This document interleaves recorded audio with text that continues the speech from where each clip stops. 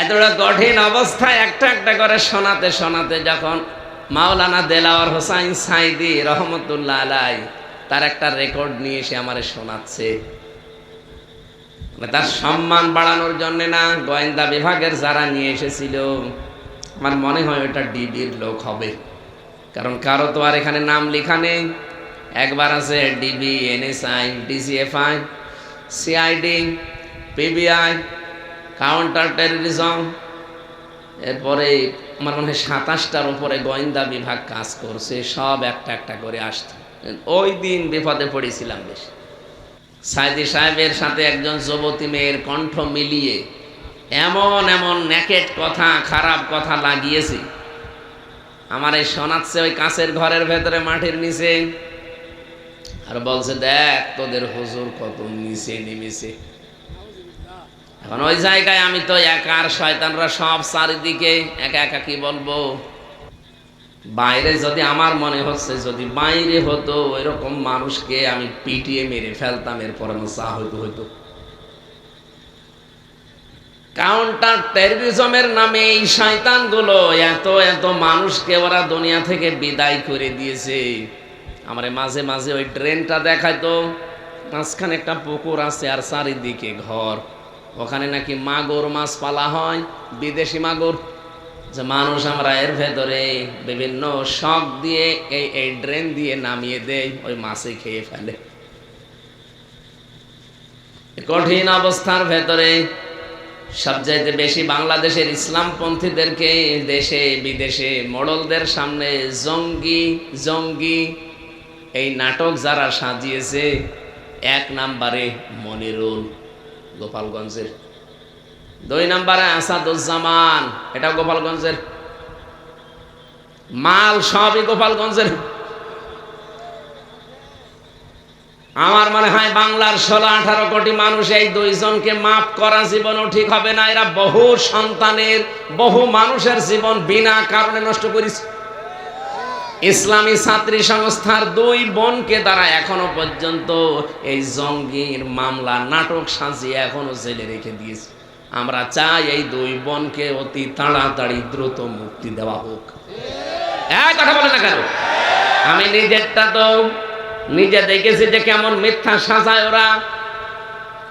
800 পৃষ্ঠা লিখেছে, এর ভেতরে সামরাইজ করে প্রায় 400 পৃষ্ঠা বানিয়েছে আমার নামে, প্রত্যেকটা অক্ষর মিথ্যা। অথচ ম্যাজিস্ট্রেটের সামনে, জজের সামনে দাঁড়িয়ে দাঁড়িয়ে যতগুলো কথা ওরা বলছিল, ওই পিপি সরকারি যেটা, ওই আব্দুল্লাহ আবু, ওই শয়তানরা আমি খুঁজতেছি, ওরে পেলে আমি সত্যি মুসলমানি দিয়ে দেব। নাম দেখেছেন আব্দুল্লাহ আবু, ওরা জোতা পিটা করা দরকারি শয়তান। এত মিথ্যা কথা মানুষ বলতে পারে? জজের সামনে আমারে দাঁড় করিয়েও ও মনে হয় আধা ঘন্টা একাধারে যতগুলো কথা বললো, যদি 20,000 কথা বলে থাকে আধা ঘন্টায়, তো 20,000 কথাই মিথ্যা। একটা কথা ওর জীবনে সত্যি পালার নাম। আমি নিজেরটা তো, অন্যেরটা তো বাদ দিলাম, জানি না, আমি নিজেরটা তো জানি। বলছে উনি ছিল আনসারুল্লাহ বাংলা টিমের প্রধান, অথচ সাতাশে কি আমি আজ পর্যন্ত জানি না। আনসারুল্লাহ বাংলা টিম কারে বলে, কি করে, তাদের কর্ম কি, কিচ্ছু জানি না। আমার কুষ্টিয়াতে আমি কতদিন যেতে পারিনি, আমি যাওয়ার আগে পুলিশ বাড়ি যেয়ে বসে থাকে। আমার গ্রামের বাড়ি কুষ্টিয়ার সদর থানা, পাঠিকাবাড়ি ইউনিয়নে। আমি এমনিতে বছরে হয় 2-3 বার করে বাড়িতে যেতাম, থাকতাম ঢাকাতে, বাইরের দেশে। বাড়ি আসার আগেই দেখি 2 গাড়ি পুলিশ। কি গো, জানেন কি করে আপনারা? আমি নিজে জানি না যে আমি বাড়ি আসবো, আর আপনারা জেনে ফেলেন। হুজুর আপনার পেছনে কিরামান কাতিবিন আছে, সব সময় ওরা লোক ফিট করে রেখেছিল। আমি কোথায় যাই, কোখানে কি করি, মোবাইলে কি কথা বলি, সব ওরা রেকর্ড করেছে। এই যে 3 বছর জেলে ছিলাম, রিমান্ডে আমারে 10 দিন সব শুনিয়েছে। কোথায় কার সাথে কি কথা বলেছি সব দেখাচ্ছে। আমার সব চাইতে আশ্চর্য লেগেছিল ওদের এই রেকর্ড করা দেখে। আমার গলা নাই, আমি চিনতে পারলাম আমি এই সাতক্ষীরার একজন মুহাদ্দিস ছিল, কলার ওয়াই বাড়ি, মুহাদ্দিস আমিরুল ইসলাম বেলালি, নাম শোনেননি? আল্লাহর বান্দার সাথে আমি একদিন কথা বলেছিলাম, উনি আমাদের মুফাসসির পরিষদ আলেমদের একটা সংগঠন, এর বাংলাদেশের উনি সভাপতি ছিলেন ওই সময়, সে 18 সাল 19 সালে। একেবারে 11 সাল থেকে শুরু করে 20 সাল পর্যন্ত পুরা 10 বছর আমি কোথায় কি করেছি প্রত্যেকটা রেকর্ড করে করে কম্পিউটার থেকে নামিয়েছি। কি কিরামান কাতিবিন লাগিয়েছিল টের পেয়েছে। وعلى آله وصحبه واتباعه أجمعين ليلا ونهارا في الطرفين فقد قال الله تعالى في كلامه المجيد وبرهانه التوحيد أعوذ بالله من الشيطان الرجيم بسم الله الرحمن الرحيم রিভাব দেন يا أيها الذين آمنوا اركعوا واسجدوا واعبدوا ربكم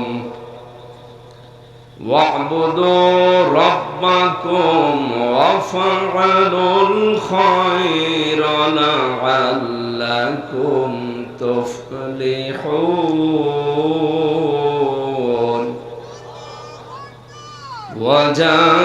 وجاهدوا في الله حق جهاده هو اجتباكم وما جعل عليكم في الدين من حرج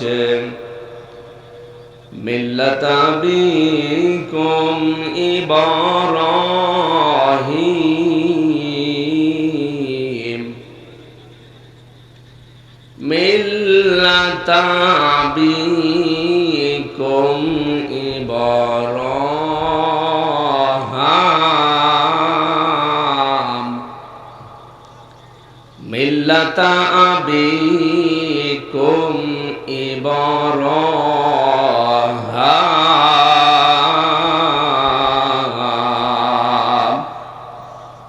هو سماكم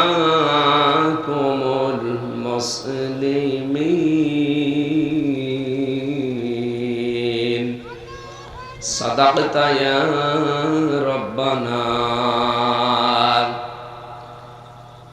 عن أبي هريرة رضي الله تعالى عنه قال قال النبي صلى الله عليه وسلم الحج يهدم ما كان قبله رواه ابن ماجه وما زادهم إلا إيمانا وتسليما اللهم صل على سيدنا مولانا محمد وعلى آله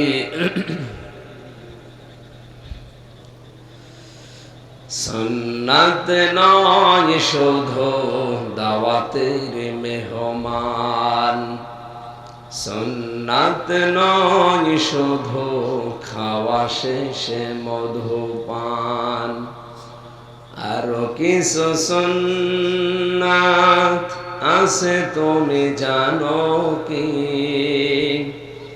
জানলেও জীবনে কখনো তা মানো।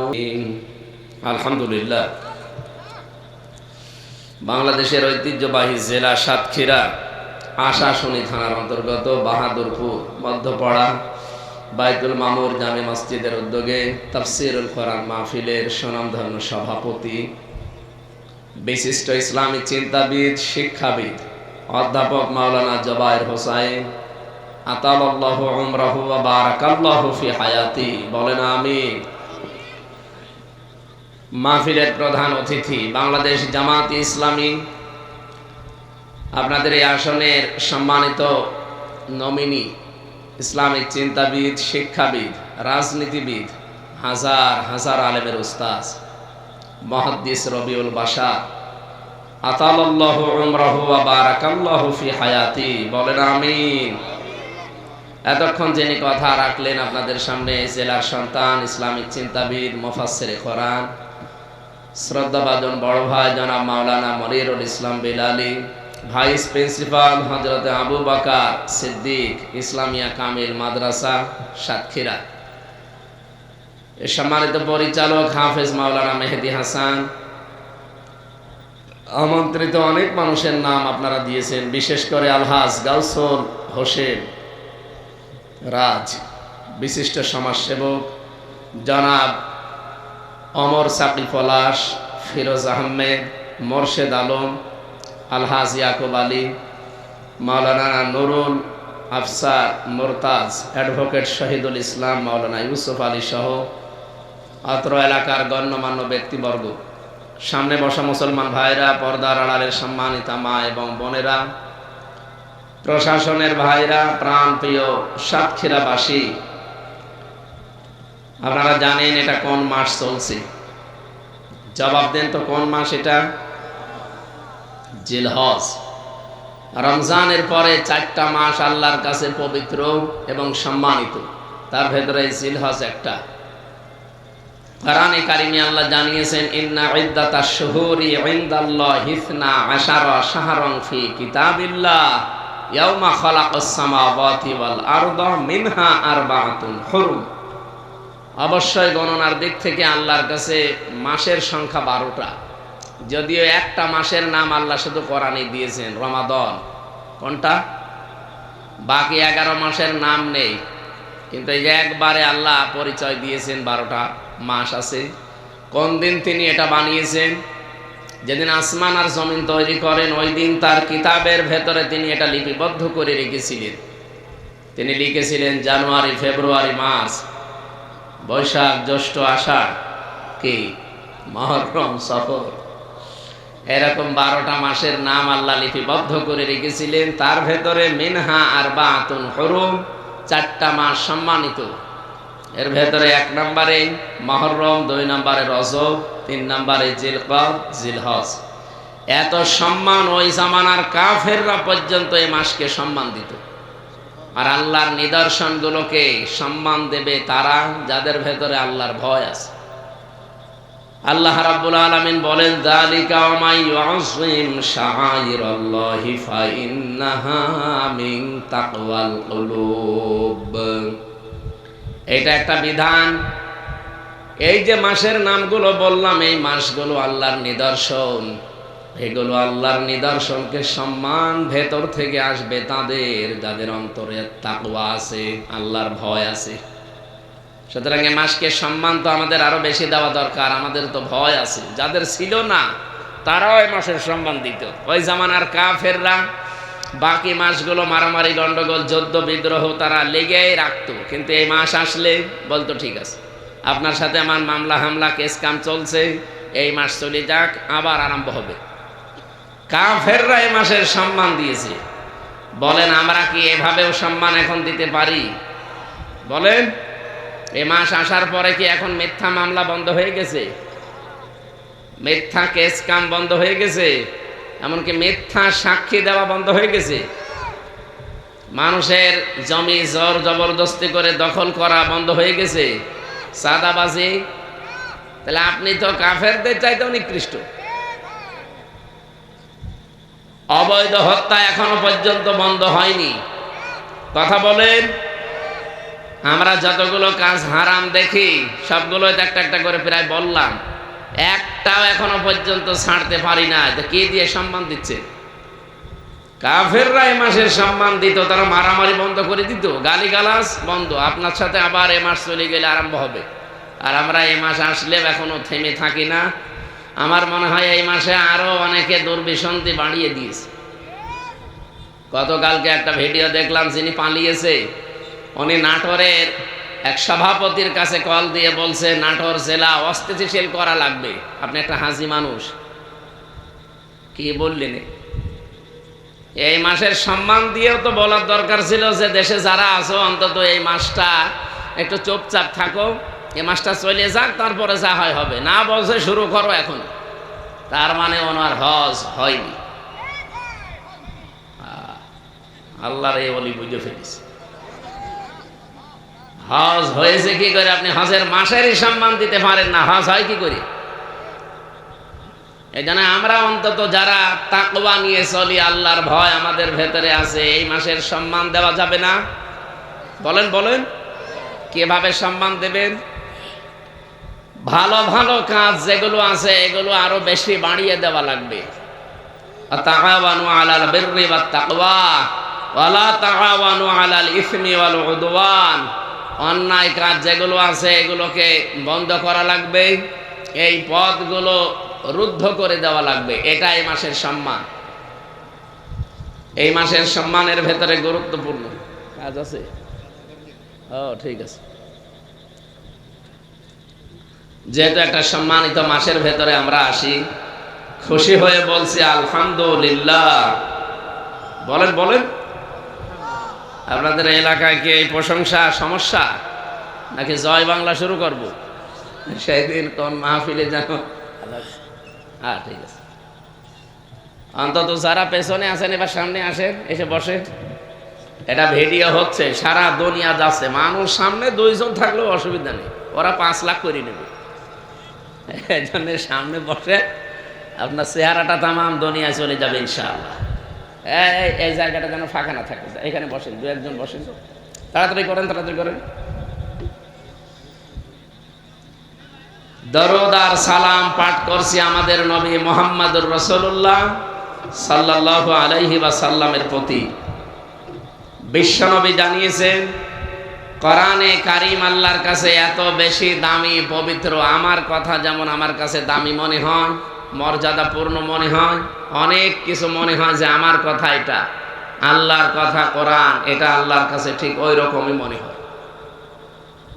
বিশ্বনবীকে আল্লাহ জানিয়েছেন পৃথিবীতে যত নফল ইবাদত আছে সবচাইতে উত্তম এবং আমি আল্লাহর কাছে পছন্দনীয় ইবাদত হচ্ছে কোরআনে কারীমের তেলাওয়াত। নবীজি হাদিসে বর্ণনা করেন, আফদালুল ইবাদাতি তিলাওয়াতুল কোরআন। জোরে বলেন সুবহানাল্লাহ।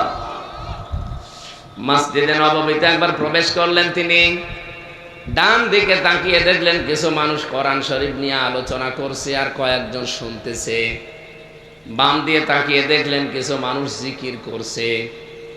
নবীজি বললেন, 2 দল ভালো কাজে আছে, নেকির কাজে আছে, তবে সবচাইতে উত্তম কাজে আছে তারা যারা আল্লাহর কোরআন নিয়ে ব্যস্ত আছে। আমাকে আল্লাহ এই মুহূর্তেই নির্দেশ দিয়েছেন আমি যেন কোরআনে কারীমের এই ময়দানে শ্রোতা হিসাবে বসে পড়ি। সাতক্ষীরাবাসীকে বললাম, আপনারা টের পেয়েছেন, বিশ্ব নবী যদি এখন বেঁচে থাকতেন, আরে সাতক্ষীরা আশাসনে বাহাদুরপুরে এই লাইন দিয়ে যদি তিনি হেঁটে যেতেন, কোরআনে কারীমের ইজ্জতে এই সম্মানে তিনি শ্রোতা হয়ে এই ময়দানে আমাদের মতো বসে পড়তেন। কত বড় দামি জায়গায় আপনি বসে আছেন, আপনি নিজেও এখনো টের পাননি। এই জায়গাটায় নবীজি বসতেন, এরকম একটা জায়গায় আল্লাহ আমাকে আপনাকে শ্রোতা হিসাবে বসিয়ে রেখেছেন।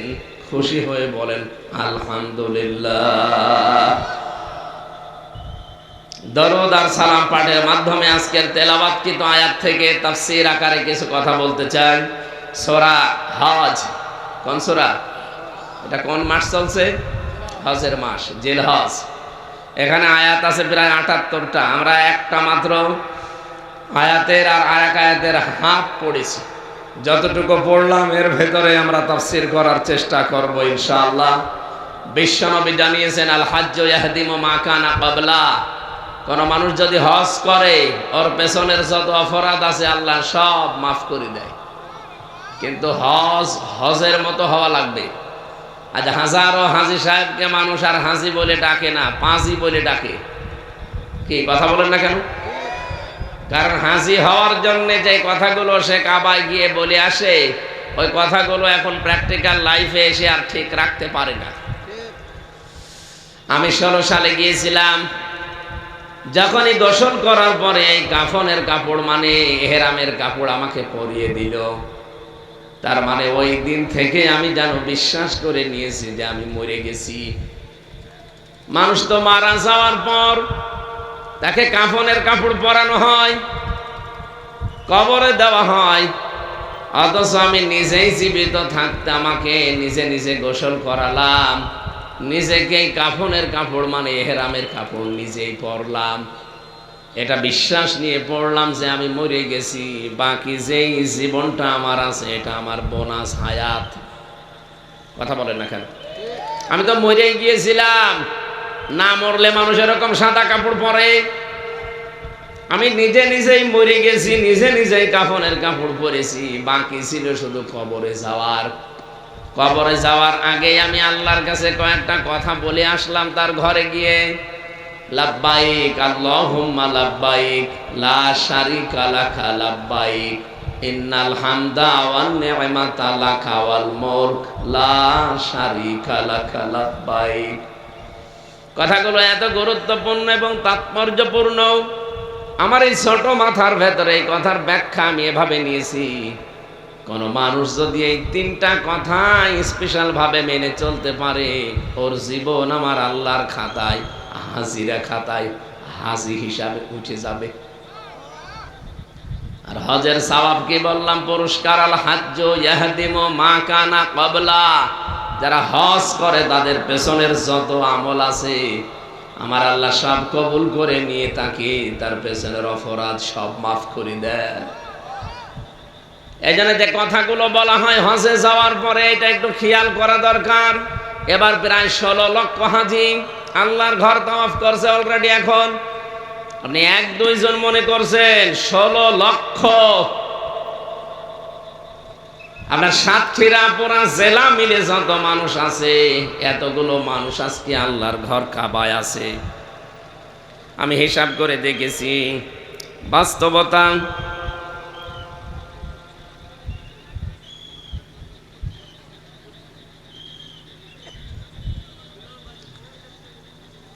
লাব্বাইক বলার পরে আল্লাহকে যেন লোকটা জানাতে চাই, রব্বুল আলামিন আমি কিন্তু সেই বাংলাদেশ থেকে 6000 কিলোমিটার দূরে এসেছি তোমার ঘরে, আমি উপস্থিত হয়েছি।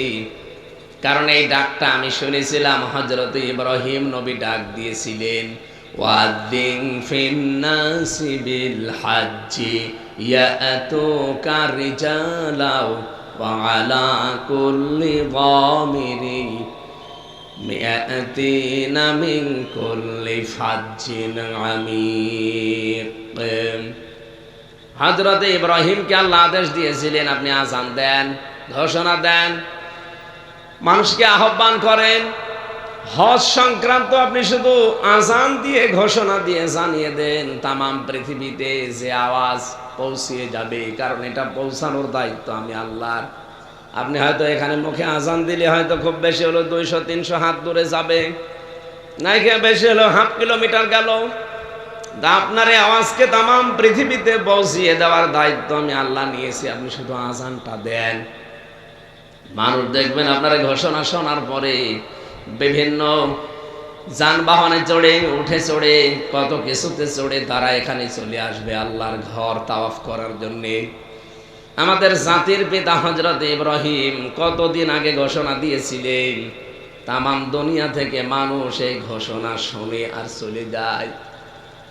এখন যারা গেছে তারা যাওয়ার পরেই বলছে, লাব্বাইক আল্লাহ আমি চলে এসেছি, আমি হাজির। এই নামটা আমির হামজা তোমার কুদরতের খাতায় একটু লিখে নাও। আল্লাহ তাআলা বলেন, দাঁড়া, এখান থেকে কয়েকটা কথা আমাকে শোনা। ইন্নাল হামদা বলা হয় যে আমি আজকে থেকে যত প্রশংসা করব দুনিয়ায় আর কারো প্রশংসা আমার মুখ দিয়ে, আমার অঙ্গ প্রত্যঙ্গ দিয়ে, আমার কোনো কিছু দিয়ে পৃথিবীর কারো প্রশংসা আর হবে না। এখন থেকে যদি প্রশংসা করি শুধু তোমার করব। এই জন্য হামদের আগে আলিফ লাম দিয়ে আপনি নির্দিষ্ট করে দিলেন। প্রশংসাটা শুধুমাত্র কার হবে বলেন তো? আরো জোরে বলেন। এটা গ্যারান্টি দিয়েছেন আপনি ইন্না দিয়ে। হামদালিল্লাহ বললেও তো হয়ে যেত, হামদের আগে আলিফ লাম দিয়ে, এর আগে ইন্না দিয়ে আপনি কত বড় গ্যারান্টি দিয়েছেন, আপনি টের পেয়েছেন। আরবি বোঝেন না, এজন্য টের পাননি। এত বড় গুরুত্ব দিয়ে বললেন আল্লাহ আজকে থেকে পৃথিবীতে আর কারো প্রশংসা করব না, যদি প্রশংসা আমি করতেই পারি কার? অন্নেমাতালাকা, যত নিয়ামত তুমি আমাকে দিয়েছো, এটা আমি কথা বলতে পারি, এটা তোমার নিয়ামত। আমাকে যে প্রভাব প্রতিপত্তি এলাকায় দিয়েছো, এটা তোমার নিয়ামত। আমাকে যে জ্ঞান দিয়েছো, এই জ্ঞান নিয়ামত কার? আমি যে ক্ষমতা পাবো, এই ক্ষমতা নিয়ামত কার? আমাকে যা দিয়েছো সব তোমার নিয়ামত, এমনকি আমার ছেলে মেয়েও তোমার দেওয়া নিয়ামত। আমার সবগুলো আমি আজকে থেকে তোমার জন্য শুধু ব্যয় করব, অন্য কারো জন্য না। ও বাংলার মুসলমানেরা কান খাড়া করে শোনেন, রেকর্ড হচ্ছে। তামাম দুনিয়ার হাসিদেরকে বলছি, দ্বিতীয় এই কথাটা আপনি আল্লাহর ঘর তাওয়াফ করার সময় দিয়ে এসেছিলেন। এটা যদি আজ বাংলাদেশে এসে রাখতে পারতেন, এই দেশে আমার মনে হয় আল্লাহর প্রশংসা বাদ দিয়ে অন্য কারো প্রশংসা হতো না। আর আমার যত নিয়ামত আছে সব আল্লাহ বাদে অন্যের জন্য ব্যয় হতো না। আপনি রাজনীতি করবেন, আল্লাহর জন্য করা লাগবে, কারণ এটাও নিয়ামত। আপনার যে এলাকায় প্রভাব প্রতিপত্তি আছে, এটা ব্যয় করা লাগবে আল্লাহর জন্য, এটা নিয়ামত। আপনি বলে এসেছেন কাবা শরীফে। 3 নম্বরে স্পেশাল ভাবে আর একটা কথা বলা হয়, আল মুলক। এটা মুলক মানে রাজত্ব, রাজনীতি। আল্লাহ আমি বাংলাদেশে গিয়ে যদি কোন রাজনীতি করে থাকি, রাজত্ব যদি আমি অর্জন করি, রাজ্য রাজনীতি যদি আমি চালাই, এটা শুধু তোমার জন্য করব। সাতক্ষীরাবাসী কে কোন দলে আছেন, মতে আছেন আমি জানি না, এটা এখন বাদ দেন। বলেন তো হাসিদের এই 3টা কথা, লক্ষ লক্ষ হাসি এখন সারা পৃথিবী থেকে 16 লাখের উপরে হাসি এখন, বাংলাদেশ থেকে লাখের উপরে। বলেন তো এই মানুষগুলো এসে যদি এই কথাটা ঠিক রাখতে পারতো, এই দেশের আর কারো লাগতো না, শুধু হাজিরাই যথেষ্ট ইসলাম কায়েমের জন্য। যখন আপনারা চলে আসবে হাজিরা হজ শেষ করে, বিদায় তাওয়াফ করে যখন আপনি আসবেন, সর্বশেষ একটা কথা আল্লাহকে বলা লাগে, কি সেটা? লা শারীকা লাকা লাব্বাইক। হে আল্লাহ আমি চলে যাচ্ছি, আমার নামটা তুমি হাজিরা খাতায় লিখে রেখো, তার মানে জান্নাতের খাতায় লিখে দিও। আমি চলে গেলাম, আমি কিন্তু মুশরিক না। লা শারীকা লাকা, আমি তোমার সাথে কি জীবনে আর কাউকে শরীক করব না। তোমার শক্তির সাথে, তোমার আইনের সাথে, তোমার নিয়ামতের সাথে অন্য কাউকে আমি আর শরীক করব না। আমি এটা তোমাকে লিখে দিয়ে গেলাম। আমি বিদায় তাওয়াফ করে চলে যাচ্ছি আজ। এই যে আসবে আরাফাতের পরেই তো হজ শেষ হয়ে যাবে, মানুষজন আসতে থাকবে। সারা বিশ্বের যেখানে যে যাবে, শুধু হাজিরাই যথেষ্ট সারা পৃথিবীতে আল্লাহর দিন কায়েমের জন্য, আর কারো লাগবে না। শিরিকের ব্যাপারে কথা আপনি 2 বার বলেছেন এই তালবিয়ার ভেতরে। লাব্বাইক আল্লাহুম্মা লাব্বাইক বলার পরেই বলা লাগে লা শারীকা লাকা লাব্বাইক, আর ওই শেষের দিকে বলা হয় লা শারীকা লাকা লাব্বাইক। এই কথাটা 2 বার বললেন কেন? কাবা শরীফে প্রবেশ করেছিলেন যে জায়গাটা আল্লাহ এত বেশি নিরাপত্তা দিয়েছেন, ওই জায়গাকে কোরআনে কারিমে সূরা আলে ইমরানের 97-98 নাম্বার পড়বেন আয়াত, 4 নাম্বার পারার 1ম নাম্বার পৃষ্ঠার 6 নাম্বার লাইনে আছে, ওয়ামান দাখালাহু কানা আমিনা। আল্লাহ পাক বলেন আমার এই ঘরের ভেতরে কেউ যদি প্রবেশ করে, তাকে আমি নিরাপত্তা দিয়ে দেই। এখানে হাসি আছে যারা, একটু জিজ্ঞাসা করেন, কাবার এরিয়ার ভেতরে গেলে আপনি নিরাপত্তা, আপনি নিরাপদ। এমনকি আপনার বাবার হত্যাকারীকেও যদি আপনি দেখেন না, কিছুই বলতে পারবেন না। হ্যাঁ, কাবার বাইরে আমি দেখেছি, সেখানে মারামারি হয়, গন্ডগোল হয়, গালিগালাজ আছে, ছিনতাই আছে, সেখানেও মানুষকে কম বেশি করছে অনেক কিছু। কাবার এরিয়ার ভেতরে কোনো সমস্যা আমি পাইনি। একটাই মাত্র কারণে যে আমিনা আল্লাহ দিলেন, এটা নিরাপত্তার জায়গা। কারণ কাবার এরিয়ার ভেতরে নিরাপত্তা পাওয়ার একটাই কাজ, সেখানে শিরিক নেই। কি কথা বলেন না কেন? সেখানে শিরিক নেই, এই জন্য জায়গাটা আমার আল্লাহ নিরাপত্তার চাদরে ঢেকে রেখেছেন। কাবার এরিয়া যতটুকু আপনি কোন রকমের ঝামেলা আমি তো অন্তত পাইনি। নারী পুরুষ পাশাপাশি দাঁড়িয়ে নামাজ পড়ছে, আজ পর্যন্ত কোনো অঘটন ঘটেছে আমরা শুনিনি। কি কথা বললেন না? আমি নিজে নাইজেরিয়ার একজন মহিলার পাশে দাঁড়িয়েছিলাম, কাবার পাশে, নামাজ শুরু হয়ে গেছে, তড়িঘড়ি করে করবো কি পাশে, পরে দেখছি একজন মহিলা, সবাই সবাই ওই জায়গায় সব একটাই চিন্তা যে আমার কি হবে, আমার কি হবে। যেন মানুষ গায়ে লাথি লাগলেও কিছু বলতে চায় না, মনে হয় যে পোষা বিড়াল, মনে হয় যে লাথি দিয়েছে। অথচ কাবার বাইরে এসে আপনি একটা লাথি না, ওর দিকে চোখ গরম করে তাকান তো। এখান থেকে আমি যেটা নিয়েছি, আমি নিজে যেহেতু পেয়েছি, পুরা এরিয়াটাই কোনো শিরিক আপনি পাবেন না। এই জন্য আল্লাহ পুরা এরিয়াটাই নিরাপত্তা দিয়েছেন। বাংলাদেশ তো আর কাবা শরীফ না, কাবা শরীফ বলেন। এই 56,000 বর্গ মাইলের এই বাংলাদেশকে যখন নিরাপত্তা দিয়ে যদি এখন ঢেকে রাখতে চান, বাংলার মানুষ কি করেন আমি জানি না, এই মুহূর্তে সিদ্ধান্ত নেওয়া লাগবে যে জীবনে আমরা কোনোদিন আর শিরিক করব না। তলে তলে কি হচ্ছে আপনি খোঁজ রাখেন কিছু? আজ 3 দিনের ভেতরে পার্বত্য চট্টগ্রামের যে জেলাগুলো আছে, বিশেষ করে রাঙ্গামাটি, বান্দরবন, খাগড়াছড়ি, এই 3টা জেলাকে তারা অলরেডি বিভিন্ন কায়দা কৌশলে আয়ত্ত করে ইসরায়েলের মতো একটা রাষ্ট্র ঘোষণা দেওয়ার সিদ্ধান্তে আছে। ওই এলাকার স্বঘোষিত রাজা যে ছিল, এই যে সন্তোলার মা, আজ প্রায় 3 মাসের উপরে আছে। বাইরের দেশে শুধু যায় আসে, মন্ত্রীর মর্যাদা নিয়ে চলতো লোকটা। দাদা বাবুদের কাছে এখন আছে, বিভিন্ন দেশের সাথে যোগাযোগ করে, বিশেষ করে আন্তর্জাতিক মহলে চেষ্টা চালাচ্ছে কি করে এই পার্বত্য অঞ্চলের 3টা জেলাকে আলাদাভাবে রাষ্ট্র ঘোষণা করা যায়, আর সেটা হবে খ্রিস্টান রাষ্ট্র। বিশ্বের বহু জায়গায় এই ষড়যন্ত্র চালিয়ে ওরা অলরেডি আলাদা আলাদা রাষ্ট্র করে ফেলেছে, আমরা দেখেছি। এইটাকে এখন চেষ্টা চালাচ্ছে কি করে এটা করা যায়। রেকর্ড হচ্ছে, হুঁশিয়ারি করে বলছি, বাংলাদেশের 18 কোটি মানুষের একজনও যদি বেঁচে থাকে, 56,000 বর্গ মাইলের একটা বর্গ মাইলও কাউকে দখল করতে দেওয়া হবে না।